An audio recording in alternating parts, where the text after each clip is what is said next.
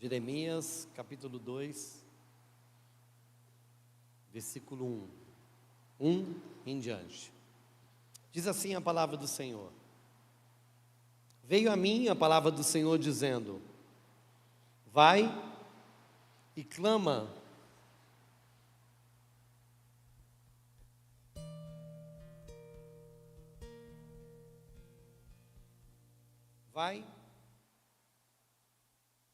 clama aos ouvidos de Jerusalém, dizendo: Assim diz o Senhor: Lembro-me a favor de ti da devoção da tua mocidade, do amor dos teus desposórios, de como me seguiste no deserto, numa terra não semeada. Então Israel era santo para o Senhor, primícias da sua novidade. Todos os que devoraram eram tidos por culpados, o mal vinha sobre eles, diz o Senhor. Ouvi a palavra do Senhor, ó casa de Jacó, e todas as famílias da casa de Israel.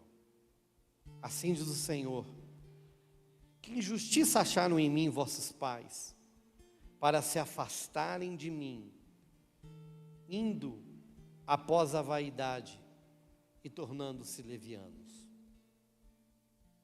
Então, eles não perguntaram: onde está o Senhor, que nos fez subir da terra do Egito, que nos enviou através do deserto, por uma terra de charnecas e de covas, por uma terra de sequidão e densas trevas, por uma terra em que ninguém transitava nem morava? E eu vos introduzi numa terra fértil, para comerdes o seu fruto e o seu bem. Mas quando nela entrastes, contaminastes a minha terra, e da minha herança fizeste uma abominação. Amém? Vamos orar. Espírito Santo, fala ao nosso coração nessa noite, através da tua palavra. A nossa oração no nome de Jesus. Amém. Versículo 2, coloca aí para mim de novo.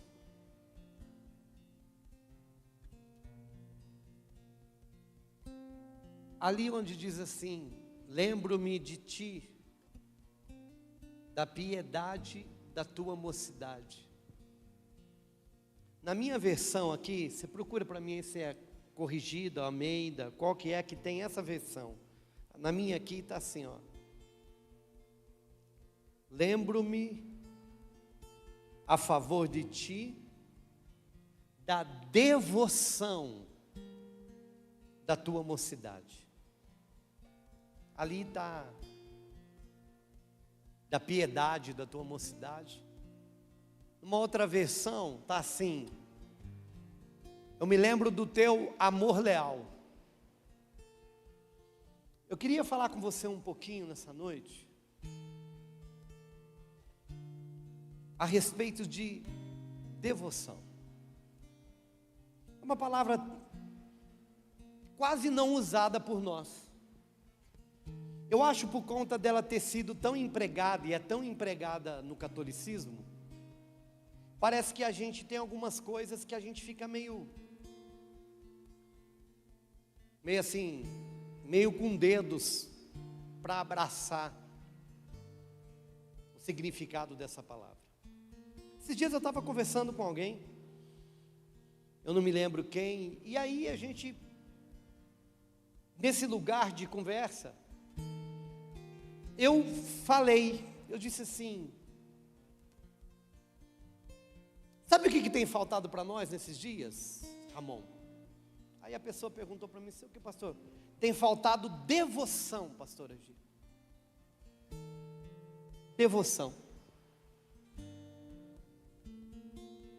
E aí eu quero falar para você o que é devoção.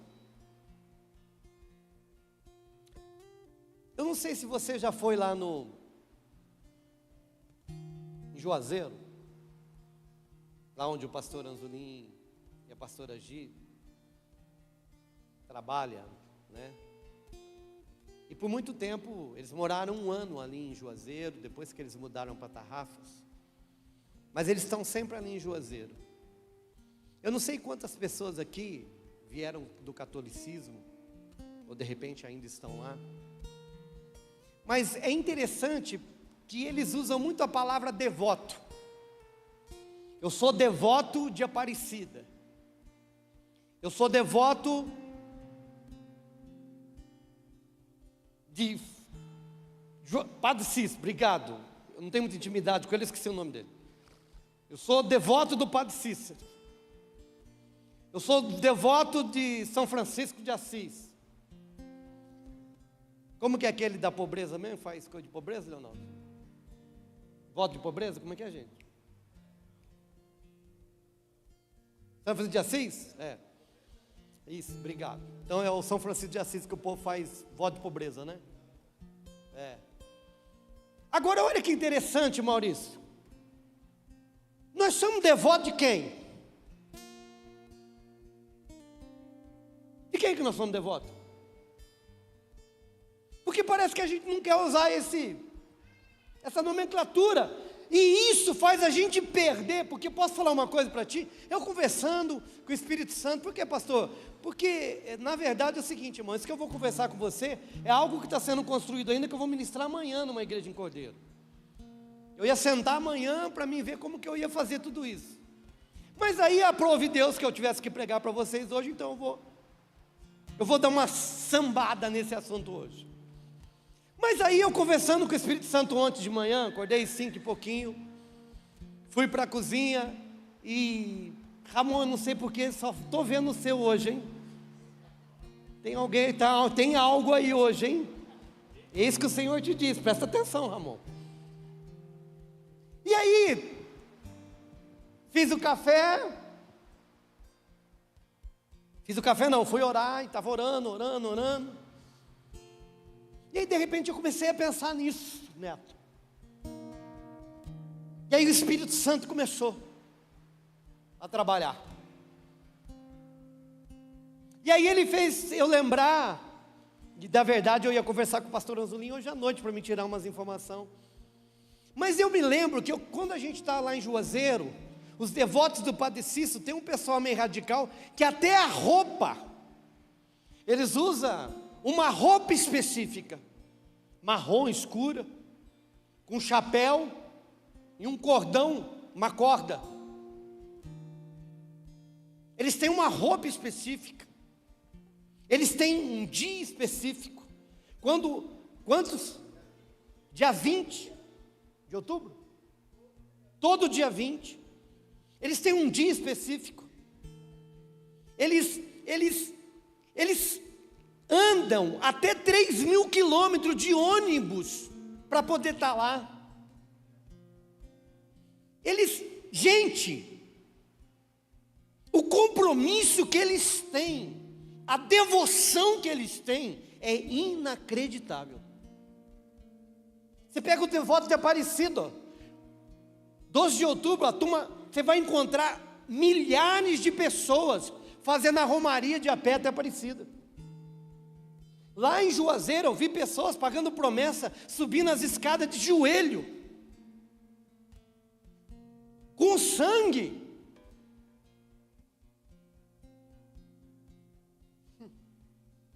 Aí tem aqueles que fazem voto de pobreza. Tem gente que abandona família, dinheiro, e eles decidem viver de uma forma com um mínimo de recurso que uma vida tem. E aí o Espírito Santo foi falando ao meu coração. E aí ele me fez lembrar de algo que eu ouvia há muito tempo. Ele falou assim: sabe qual que é o problema da minha igreja, filho? É que essas pessoas vivem uma mentira como se fosse verdade. Primeira missa, olha, o pastor Anzolim está me ajudando. é 5 horas da manhã todos os dias. Primeira missa é 5 da manhã todos os dias.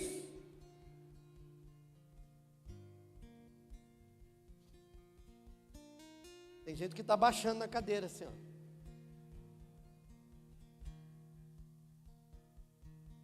Aí ele falou, sabe qual é o problema? As pessoas vivem uma mentira como se fosse verdade, e o meu povo vive uma verdade como se fosse mentira. Nós confundimos graça, e temos aplicado o selo da graça em todo e qualquer comportamento e postura. A igreja cristã evangélica, ela se tornou um lugar de consumidores. Talvez você veja aqui essa noite consumir uma bênção.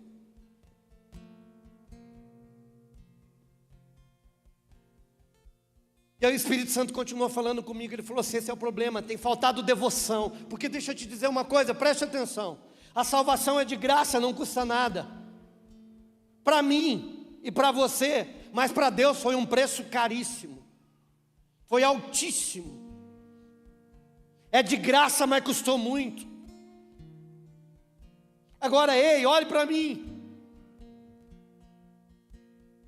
E aí quando você começa a pensar, e eu não vou falar para você, eu só vou contando aquilo que ele foi ministrando ao meu coração.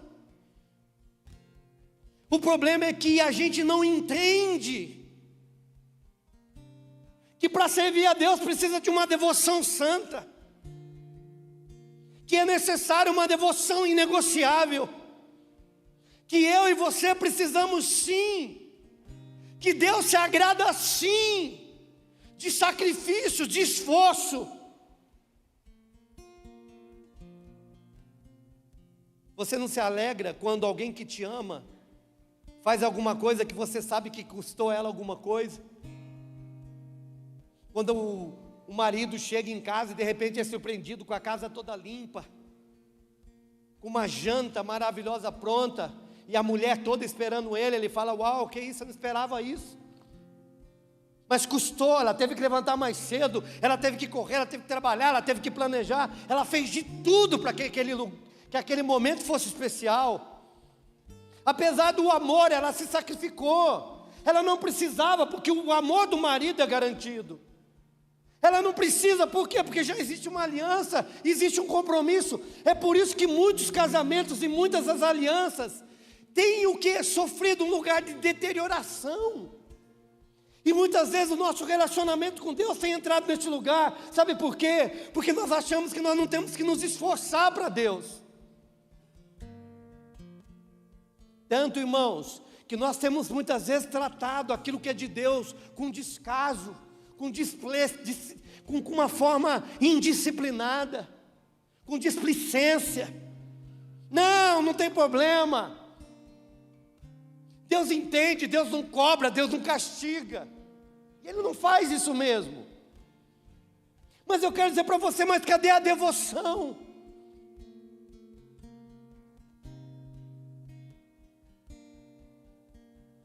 Muitas vezes as pessoas falam assim, pastor, o senhor precisava de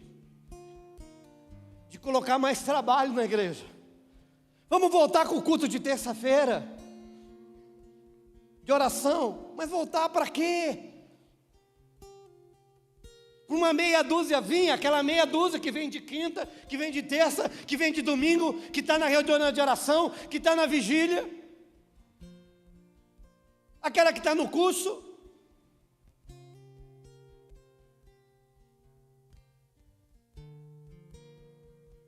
E aí eu fui perguntando para Deus. Ele falou assim, não, você precisa de mostrar para a minha igreja alguns homens que não negociaram a devoção. E apesar de terem recebido de mim muitas coisas, eles não negociaram. Quando eu olho para alguém que não negocia uma devoção, que entendeu e ele não ia abrir mão, custasse o que custasse, eu não consigo lembrar de outra pessoa a não ser Daniel. A palavra do Senhor diz que Daniel orava 3 vezes ao dia. De manhã, na hora do almoço e à tarde. Um dia, os inimigos de Daniel fizeram lá uma lei para que o rei assinasse, para que se Daniel ou qualquer pessoa que levantasse uma oração ou uma devoção a qualquer Deus que não fosse o rei, seria jogado na cova dos leões. E aí então, irmão, eu começo a pensar: que evangelho é esse, Aninha? Que evangelho é esse que eu e você vivemos? Que quando há uma medida que eu posso perder alguma coisa, que há uma medida que eu posso tomar um prejuízo, que há uma medida que eu posso ser prejudicado, a primeira coisa que eu faço é: então eu não vou fazer, então eu vou parar, então eu não devo. Eu lembro muito que a gente viveu isso na pandemia, a igreja do bom senso. Não, mas nós não podemos fazer isso, não, mas nós não podemos fazer aquilo. Ei, escute, a Bíblia diz que mesmo com perigo de vida, Daniel continuou. Ele continuou orando de manhã, de tarde e de noite, porque ele possuía um amor leal. Quando eu olho para esse texto de Jeremias, na verdade é uma queixa do próprio Deus. Ele está dizendo: o que aconteceu com vocês, meu povo? O que aconteceu com vocês, Israel? Vocês, na mocidade de vocês. Ei, lembra quando eu tirei vocês lá do Egito? Lembra quando vocês me adoravam? Lembra como vocês eram leal? Lembra da devoção de vocês no deserto? E ele vai dizer: ei, preste atenção, o que aconteceu com aquele povo que me era devoto? Aquele povo que tinha prazer em estar na minha presença. Ei, escute uma coisa, irmão, existe uma dinâmica que a igreja precisa de entender. Quando Deus estabelece o tabernáculo aqui na terra, era uma cópia daquilo que tinha no céu. E quando Ele então manda que fizesse uma arca, que representava a presença de Deus, é para que o povo pudesse saber que Deus estava no meio deles. Ei, irmão, Deus sempre quis trazer essa informação para mim e para você, que Ele, além de querer estar no nosso meio, Ele quer provar sua presença no nosso meio. Agora, sabe o que é interessante? Quando Ele então fabrica todo o tabernáculo era todo desmontável. O tabernáculo era feito como uma tenda, ele tinha a forma de ser carregado. E é interessante que a arca, eu quero me deter nesse detalhe, a arca tinha que ser carregada pelos levitas, e tinha que ser colocado no ombro, com os varais. Agora preste atenção, agora uma outra direção que Deus tinha dado para Moisés, era o seguinte, que quando a nuvem andasse, eles também precisam de andar. Se a nuvem saísse do lugar, eles tinham que desmontar toda a tenda, tinham que desmontar o tabernáculo, tinham que colocar a arca nos ombros, e tinha que ir aonde a nuvem estava indo. Aí eu estava conversando com o Murilo hoje, eu fico pensando, o que, pastor? Com certeza tinha sentinelas. Eu fico pensando, o dia que essa nuvem andou de noite, o dia que Deus decidiu andar com ela à noite, devia ter sido uma correria: desmonta tudo, vamos desmontar, cadê os levitas, põe um varal, vamos andar. Sabe por quê? Porque quando o céu anda, a igreja precisa de andar. Quando o céu se move, o povo de Deus tem que se mover. Sabe por quê, irmão? O céu e a terra tem que estar em sincronia. Quando a nuvem estava andando, era Deus dizendo assim: vamos sair daqui e vamos para lá. Pastor, por que você está dizendo isso? Porque quando eu tenho uma santa devoção, eu não quero abrir mão de saber o que Deus está fazendo, e quando Ele está fazendo, e aonde Ele está. Irmão, olhe para essas pessoas da qual eu disse que são devotos. De repente tem alguém sentado aqui, que foi devoto de Aparecida, e depois descobriu que não precisava de fazer uma caminhada de centenas de quilômetros, para que Deus o recebesse, para que Deus o abençoasse, para que Deus o salvasse. Ei, Mas isso não significa que Deus não quer que eu e você continue trabalhando, continue buscando, que continue nos esforçando, que continue fazendo algo que agrade o coração dEle. Deixa eu falar uma coisa para você, irmãos, eu tenho dito aqui. Você já pensou, irmãos, quando a igreja entendeu o poder que existe na oração de madrugada? Ei, você tem ideia, meu irmão, se amanhã ou depois a igreja entender e toda a igreja começar a levantar 3 horas da manhã e orar? Você pensou, irmão, se a gente fizer um compromisso, pastor Leonardo, durante uma semana, Dom Antônio, nós vamos levantar 3 horas da manhã, pastor Elisa, e vamos orar das 3 às 4, e vamos clamar a presença do Senhor, e vamos orar, e vamos jejuar, e vamos chorar, Jéssica, dizendo para Ele: precisamos de Ti. Como que você acha que vai ser o culto no domingo, Silvia?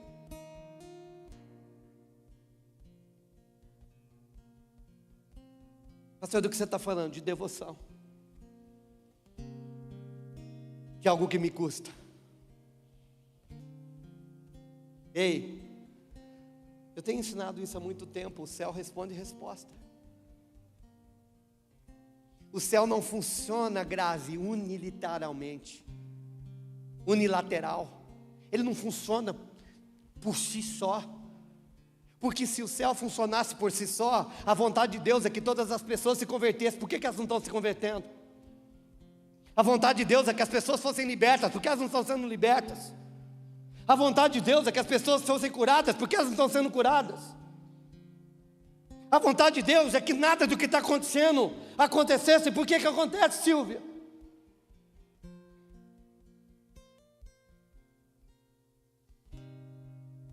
Já parou para pensar nisso? Billy Graham um dia disse, ele registrou isso: se no céu haverá um momento de decepção, será quando eu e você descobrimos quantas respostas não foram entregues por falta de oração.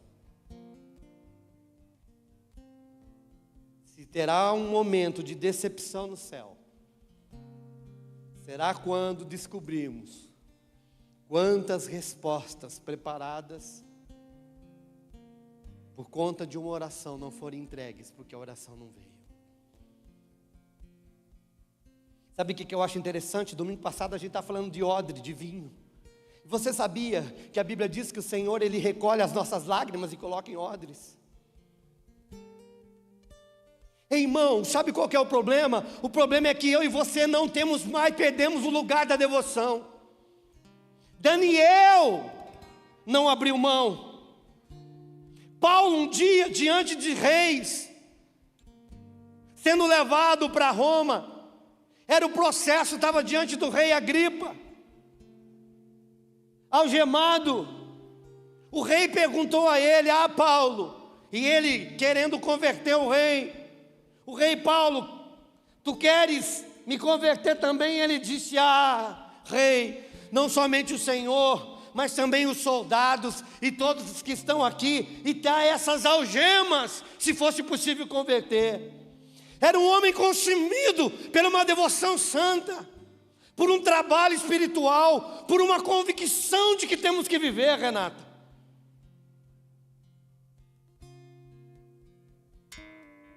Sabe, cantamos aqui essa noite, por Ele que eu tenho gastado a minha vida.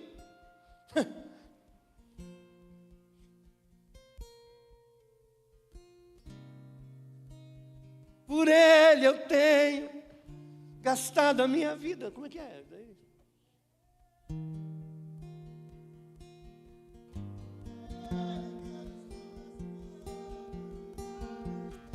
Espera um pouquinho. Por Ele que eu estou gastando a minha vida. Dá para cantar? Não, por favor, só para você pensar. Dá para cantar? Está gastando. Sabe o que é tênis gastado? Eu tenho uma calça lá que, as minhas calças, irmão, eu estou de calça preta, domingo sim, domingo sim. Domingo sim, domingo sim. A Marli fala, você não tem outra calça? Não, eu gosto dessa. Eu uso até rasgar. Você tem na sua casa alguma coisa que você usa até rasgar? Sabe aquele sapato, irmão, que ele parece um sapo no seu pé, porque ele já pegou toda a forma do tênis, ele pegou a forma do seu pé, de tanto que você usa. E aí quando vê, fura o dedão, porque a unha cresce, o dedão está lá, e sabe? Alguém já teve essa experiência? Teve já essa experiência? Você tem aquele short, você tem aquela camisa que ela rasga aqui, de tanto que você dobrou ela, de tanto que você usou, só para uma coisa. Você fez tanto que gastou. Por ele tenho, estou gastando a minha vida. Eu fico com medo de cantar isso. Porque eu fico pensando no Deus lacadão. Repete. Senhor, eu estou gastando. Estou vendo. Mas não é a vida, não. Não, você está gastando, mas a vida, mas também não é para mim, não. Sabe, meu irmão, quanto tempo nós ficamos lá? Senhor, os teus propósitos, Senhor, a tua vontade, Senhor, eu quero de novo. Senhor, eu quero uma presença de novo. Eu estava conversando esses dias, irmão, e veio uma convicção muito grande ao meu coração, de que o Senhor vai voltar a visitar o Brasil, irmão, que nós vamos ver aquela presença poderosa de novo, que as pessoas vão sair com o coração cheio de vontade de voltar para a próxima reunião. Sabe, meu irmão, eu lembrei de uma época, eu quero aqui honrar a vida do Bispo César, porque eu lembro, eu estava conversando com o pastor Anzulim, quando a Filadélfia estava ali na Lázaro, não sei quantos frequentou essa época, irmão, o ambiente de 2, 3 quarteirão ali, você passava dias fora de culto, você sentia, estava impregnado da presença de Deus. Márcio de lá, pastor Anzulim, outras pessoas viveram, estava impregnado. As pessoas iam para o culto, quando acabava o culto, elas não viam a hora de voltar para o outro culto, não é, Silva, Paulão? Sabe por quê? Porque Deus estava ali. E elas chegavam em casa, elas não iam correr para a Netflix, elas iam falar do que aconteceu no culto. Você viu porque Deus fez isso, porque Deus fez aquilo, porque Deus operou daquela forma, porque Deus fez aquilo. Aí, meu irmão, sabe o que a gente está vivendo? E eu não quero dizer que é culpa sua. Domingo nós saímos de um culto, meu irmão, de um ambiente maravilhoso, da presença de Deus, dizendo, não, eu vou ser ordem, eu vou ter minha vida limpa, eu quero que isso faça diferença. Mas, meu irmão, parece que aquilo não consegue chegar em casa. Parece que quando a gente entra no carro, vai embora. Na segunda-feira parece que a gente não viveu aquilo. Parece que é uma unção que desvanece, parece que é uma unção que evapora. Não, meu irmão, não estou falando que é culpa sua, não. Mas sabe o que eu estou dizendo essa noite? É porque tem faltado devoção. Gente que vai ficar insistindo, gente que vai bater na porta, gente que vai dizer, abre o céu, abre o céu. É gente que precisa de dizer, Deus, eu não negocio, eu quero a tua presença, eu vou pagar o preço que for. Mas eu quero minha cidade salva, eu quero minha família salva, eu quero o Senhor agindo de novo. Sabe por quê? Porque a Bíblia diz que tem pão para quem tem fome. A Bíblia diz que tem água para quem tem sede. Tem vinho novo quando tem odre novo. Está faltando devotos de Jesus Cristo. Está faltando devotos do Espírito Santo. Pelo Espírito Santo eu vou levantar, pelo Espírito Santo eu vou fazer. Meu irmão, cadê aquele povo que fazia jejum até ficar amarelo? Você passava mal, doía a cabeça. Hoje começa a doer a cabeça, para, irmão, preste atenção. O primeiro dia de jejum vai doer a cabeça mesmo. O segundo parece que vai explodir. O terceiro você acha que vai morrer. Mas não morre, pode confiar em mim, não morre. No quarto você vai ver que você está bem. No quinto você vai falar, nunca mais como. Sabe, meu irmão, a gente não tem conseguido romper uma barreira. É, irmão, maravilhoso, é glorioso. A gente vê homens e mulheres fluindo. Pastor Rafael é uma bênção, irmão, homem de Deus. Deus usa ele poderosamente. E de repente, se ele estivesse aqui, ele ia falar. Eu lembro quando ele liberou a gravidez da Aninha, junto com a Dani. Que coisa extraordinária. Eu lembro quando ele liberou, que nós estávamos lá na José Paulino. Eu vejo uma igreja grande, longe, profunda, escura. E ninguém sabia. É um homem extraordinariamente usado pelo bem para o Senhor. Mas escute,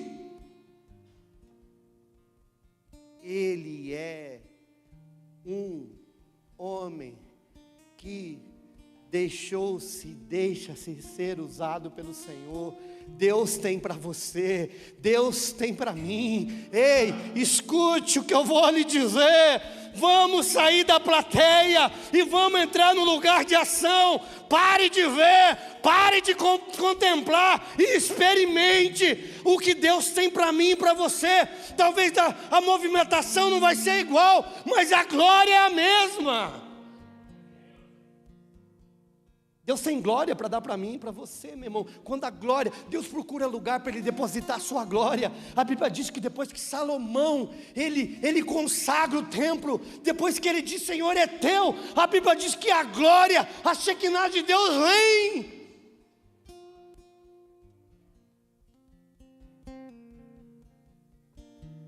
Faz muito tempo, meu irmão, que eu deixei de desejar receber uma bênção e ser uma bênção, irmão. Faz muito tempo, irmão, que eu saí desse lugar. Faz muito tempo que eu falo para Deus, eu serei bênção, eu serei usado, sou eu, Senhor. Sabe por quê, irmão? Deus não tem filho predileto. Deus não fala assim, ó, eu vou dar para você e não vou dar para ele. Imagina, a Bíblia diz, buscai com zelo os melhores dons. A Bíblia diz que Ele tem prazer em usar todos. A Bíblia diz que Ele tem de tudo para todos. A Bíblia diz que é para todos. Talvez você veio aqui hoje para receber uma palavra rema. Ei, eu quero te dar uma palavra rema.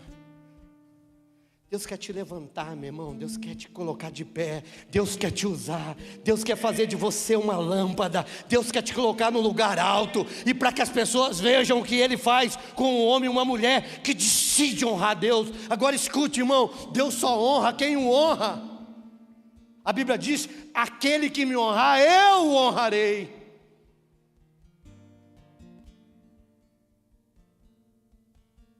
Sabe o que Deus disse que aconteceu com vocês, gente? Ele usou o profeta Jeremias, o que aconteceu com vocês? Cadê aquele povo que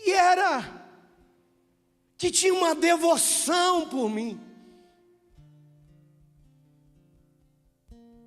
Ei, esses dias eu estava fazendo um raciocínio e o Espírito Santo falou comigo. O que ele disse, pastor? Estava pensando. Tudo que eu recebo vem de Deus, sim ou não? Tudo que eu recebo, 90% advém de oração, sim ou não? Quase tudo que eu estou buscando a Deus, quase tudo que eu tenho recebido é resposta de uma oração. Então, meu irmão, tudo que você tem, ou tudo que você pode ter, tem a ver com oração. Um homem de Deus ou uma mulher de Deus é usado pelo tempo de oração que ele passa com Deus. Os dons são dados por causa da busca na oração. A presença de Deus vem por causa da oração. Tudo que nós fazemos em Deus tem a ver com o nosso relacionamento através da oração. Então deixa eu te dizer uma coisa. Se eu quero medir uma igreja, eu preciso de saber se ela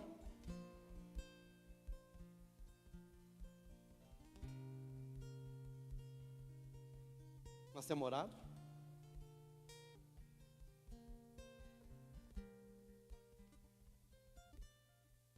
A Bíblia não fala que nós temos que cantar. Cante que vocês vão receber o poder de Deus. Não. Ela diz que nós temos que orar. Cantar faz parte do louvor.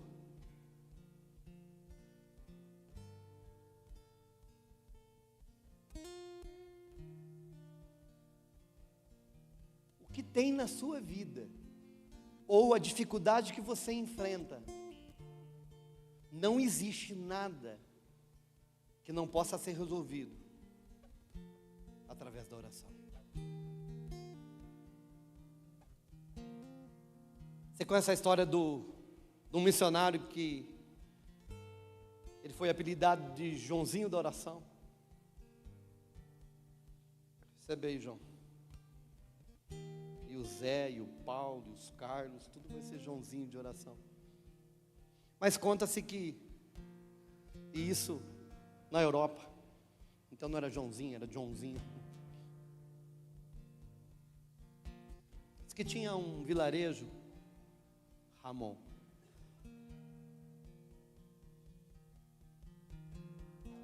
que era chamado de o lugar onde matava os pastores e os missionários.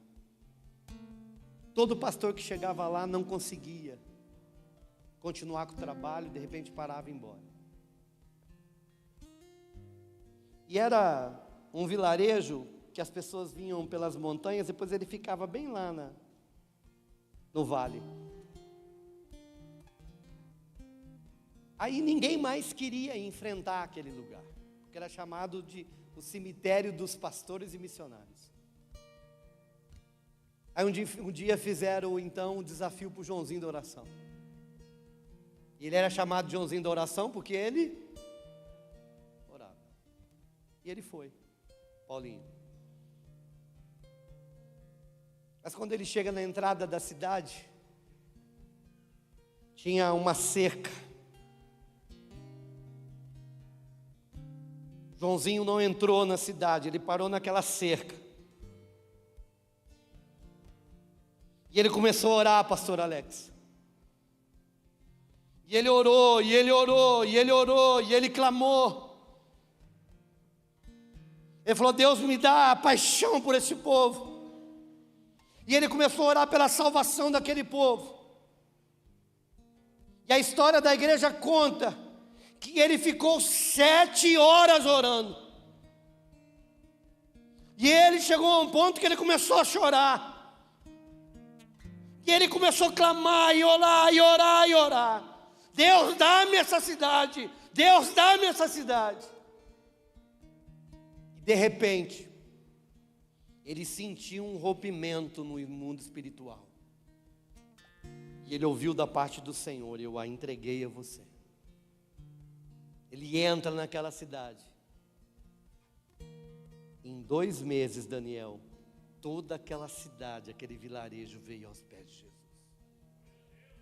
Aí você vai falar para mim: pastor, e os outros missionários? E os outros pastores? Eles não amavam a Deus? Amava. Eles não queriam as pessoas salvas? Não queriam. Eles não tinham boa intenção? Tinha. Eles não tinham chamado? Tinham. Mas o que faltava a eles? Devoção. O amor leal. O amor que não negocia. Você sabe qual que é o maior problema que nós enfrentamos hoje na igreja? Pastor, qual que é o maior problema que nós enfrentamos hoje? Luzes, câmera, microfone, som, fumaça, instrumento. Pastor, você está falando quanto à estrutura? Não. Plataforma. Eu fico pensando se um dia no Brasil for nos tirado tudo isso. O lugar do culto, o microfone, a guitarra, a bateria, a internet, a a plataforma, a luz, telão. O que vai sobrar? O que sobraria da nossa religião?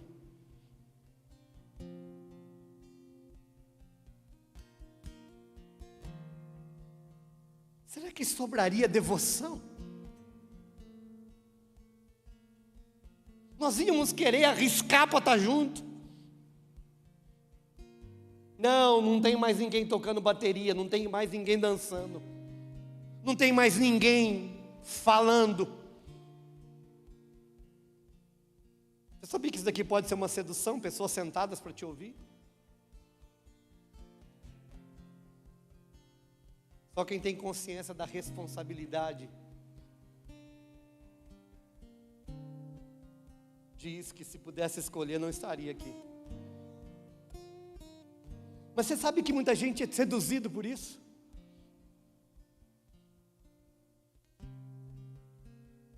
Sabe por quê? Que muitas vezes a gente tem que pensar se realmente eu estou gastando a minha vida. Por Ele estou gastando a minha vida.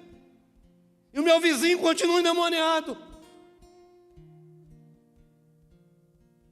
Por Ele estou gastando a minha vida. E o meu chefe continua roubando com amante. Eu não consigo falar nada para ele. Por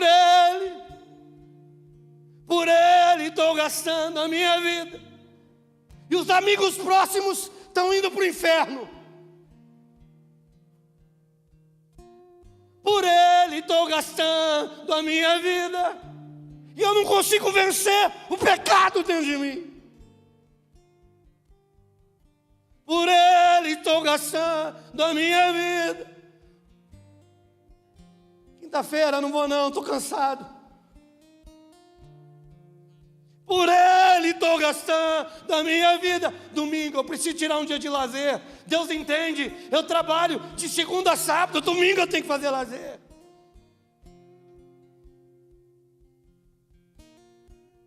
Por Ele estou gastando a minha vida.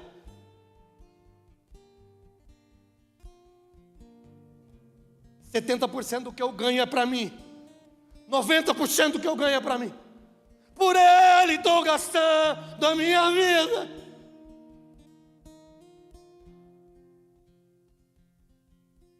Por Ele estou gastando.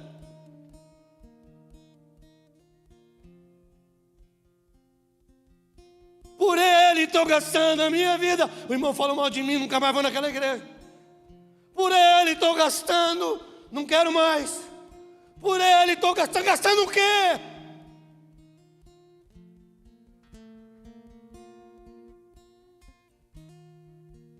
Alguns de nós veem os princípios rudimentares da fé.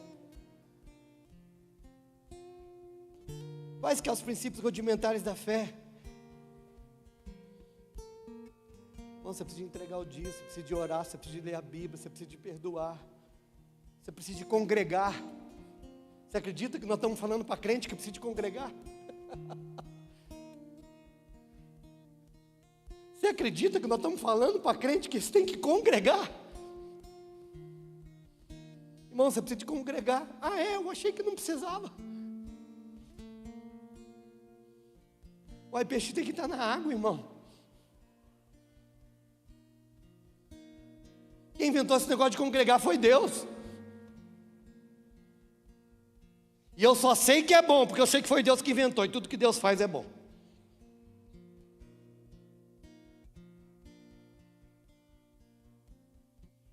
Quando eu estava falando de Poyanguichu, maior igreja, você sabe como que é para alguém ser recebido lá como candidato a pastor? Maurício Corbini.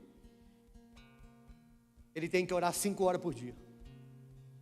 Candidato a pastor, quanto que você ora por dia? 2 horas, não serve. Pastor, senti o chamado, quero ser pastor. Quanto tempo você ora por dia? 4 horas, não serve. 5 horas? É 5 horas. Ah, então eu oro na minha casa. Não, tem um monte de oração aqui, ó. Você vai lá agora, meio-dia, você só sai de lá às 5 horas. Ah, pastor, eu trabalho. Que hora que você entra? 6 da manhã. Começa 1. Vai trabalhar às 6.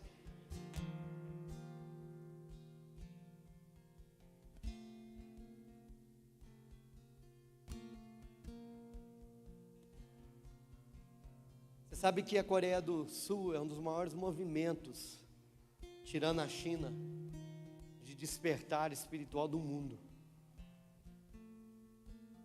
Sabe o que aquelas pessoas fazem que a gente não faz? Cadão, é regra, 5 horas da manhã é culto, é oração. Pastor, mas eu trabalho às 6.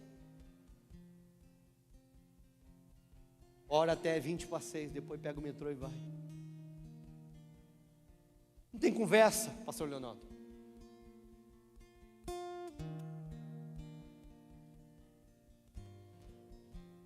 Devoção fala de voto. Eu sou um voto humano para Deus.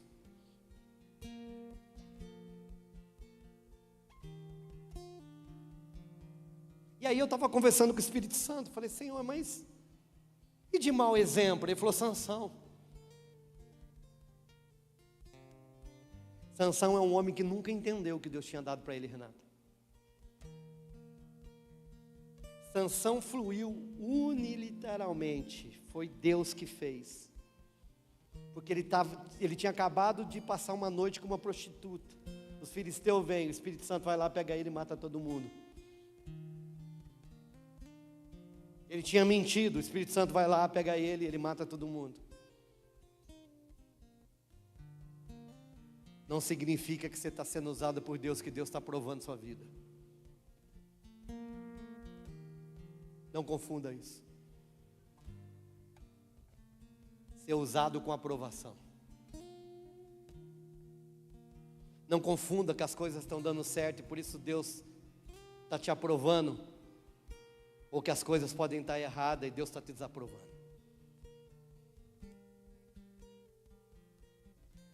Porque a medida de Deus sempre vai ser o céu. Sempre vai ser o princípio. E sabe, posso te falar uma coisa? Sempre vai haver um mene tekel parsim na nossa vida. Pastor, do que você está falando? O dia que o rei estava lá brindando, Beltesazar brindando, tinha tirado aquilo que não era para ser tirado, os utensílios do templo do Senhor, e brindando, tomando vinho com as prostitutas, os talheres, usando aquilo que não era para usar. De repente uma mão invisível vem e escreve na parede, mene tekel parsim. Todo mundo ficou desesperado, ninguém conseguia saber ou revelar o que estava sendo dito pelo céu. De repente a mãe dele chega e fala assim, tem um homem. Quem? Um devoto de Yahvé, um homem com um amor leal, um homem fiel, que um dia foi jogado na cova dos leões, porque não abriu mão da devoção ao Senhor, e por conta disso, ele viu, quando Deus decreta jejum numa cova de leão, Deus chega e fala, ninguém vai comer aqui hoje.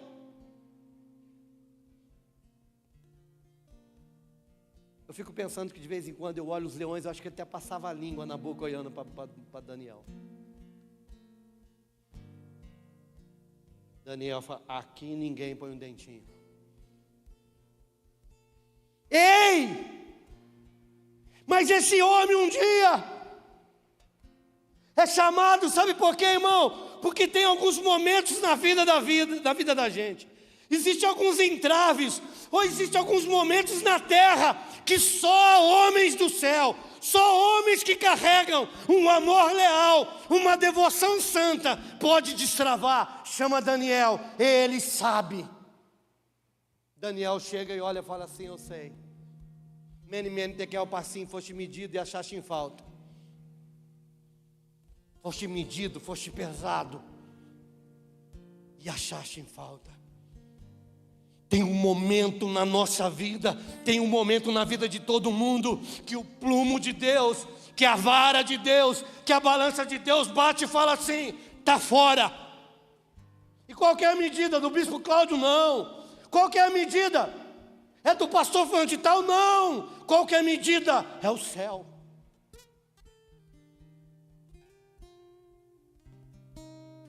Sabe qual é o nosso problema? Ei, irmão, sabe por que Deus te trouxe você aqui essa noite? Um dia eu ouvi isso de um pastor, e eu vou encerrar que já é 9h30.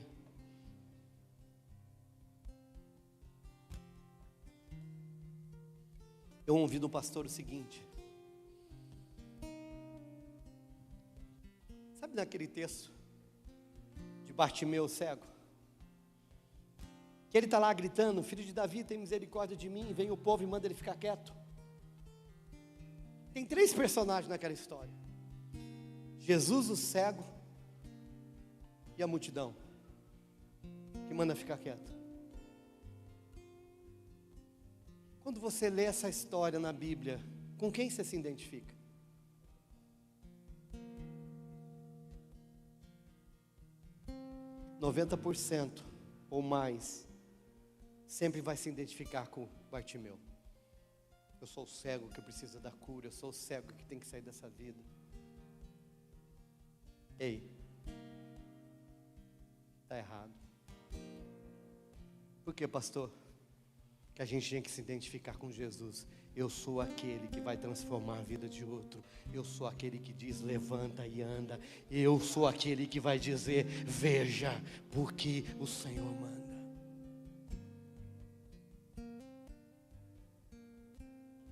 Que foi o que aconteceu em Atos 3, Henrique? Está lá um mendigo. Irmão, sempre vai ter alguém com a mão estendida querendo algo da gente.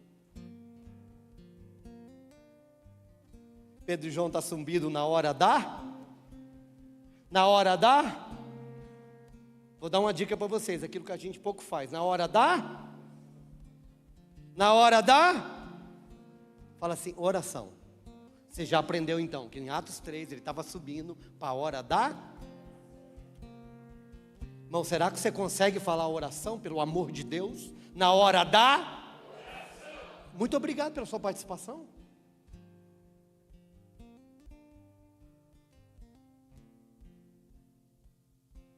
Ele está lá. Me dá. Vamos fazer a regra de novo. Dos personagens. Nessa história tem um mendigo falando: me dá. E tem os discípulos que estão indo para a oração. Eles olham para os discípulos, sabe o que eles falam? Não tem ouro, não tenho, mas o que eu tenho, o que ele tinha? A autoridade do nome de Jesus. Levanta e anda. Por que nessa história nós somos aquele: me dá, me dá? Será que hoje você veio com uma posição do me dá? Me dá? Eu quero te falar uma coisa: levanta e anda. Levanta e anda. Levanta e anda.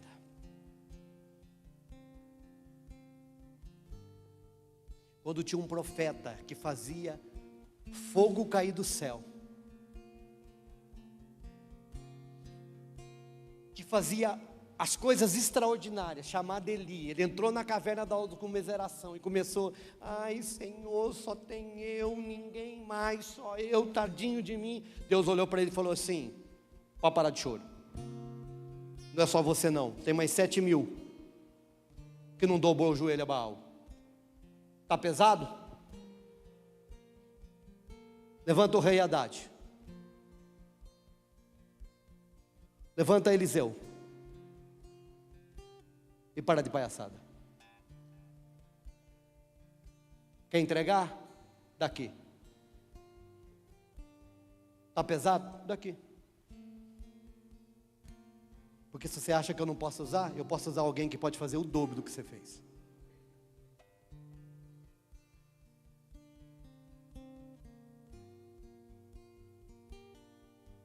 Não, eu não estou querendo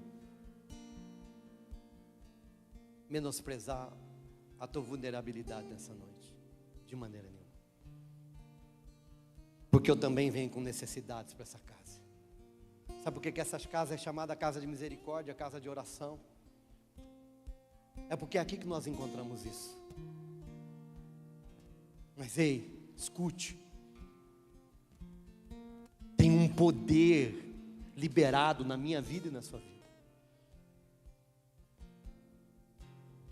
A palavra do Senhor em 2 Reis diz, 2 Crônicas diz, 2 Reis, que o Senhor passeia, os seus olhos passeiam pela terra, procurando um homem cujo coração é totalmente seu, para que ele possa se revelar a ele e mostrar o que ele pode fazer através de um homem. E eu vou encerrar contando essa história. A história conta que um homem chamado D.L. Moody, o evangelista,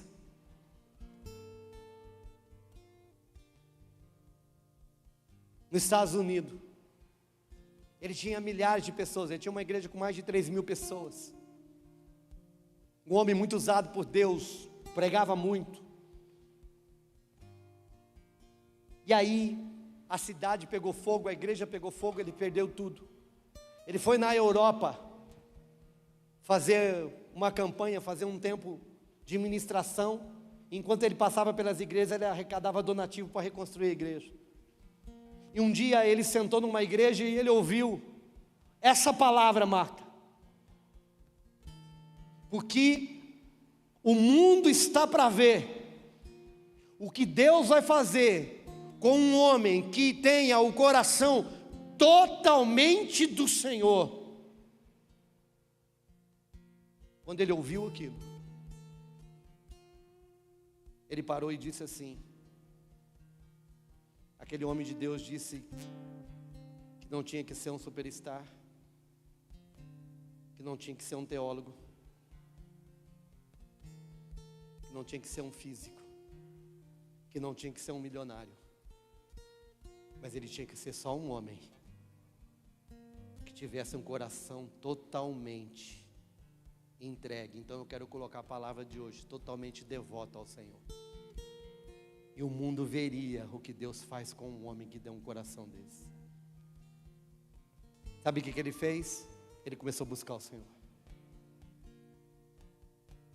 Ele buscou Daniel, dia e noite, com jejum e oração, dizendo: Senhor, se o mundo não viu ainda, eu quero ser esse homem. Se o mundo não viu ainda, eu quero ser esse homem. Senhor, me usa, eu quero ser esse homem. Sabe o que aconteceu, Kleber? Um dia descendo uma rua nos Estados Unidos, Júlia, ele foi tomado pelo Espírito Santo. E a história conta que quando ele vai contar dessa experiência, ele não conseguia mensurar em palavras o que ele viveu, ao ponto dele pedir para o Senhor que parasse, porque ele achou que ele ia morrer, com tanta presença e glória de Deus sobre a vida dele. Sabe o que aconteceu depois disso, Fabrício? O ministério dele, Leonardo, alcançou mais de 1,5 milhão de pessoas dos Estados Unidos e na Europa.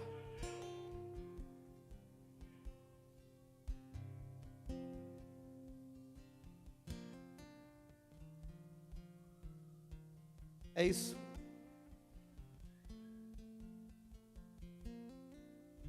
Pastor, mas eu não tenho chamado para ser pastor. Mas quem disse que para ser um homem usado desse jeito precisa ser pastor?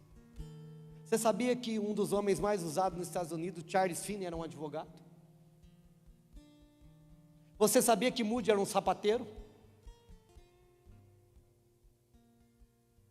Você sabia que Spurgeon foi um sapateiro?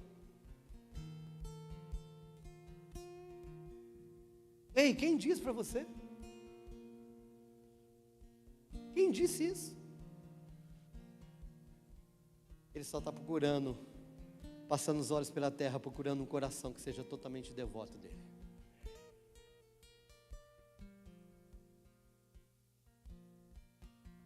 Ei, escute, nós cremos mesmo que todo o ouro e toda a prata é do Senhor?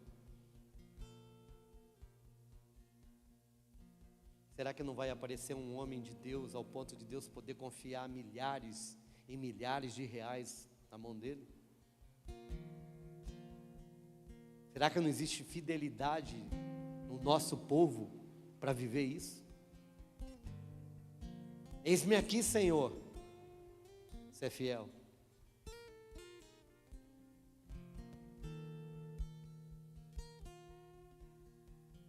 Mas então vamos tirar a moeda dinheiro e vamos colocar outra coisa. Ah, pastor, eu não tenho dinheiro. E o tempo? Pastor, eu trabalho das 6 às 6 da tarde. O que você faz à noite?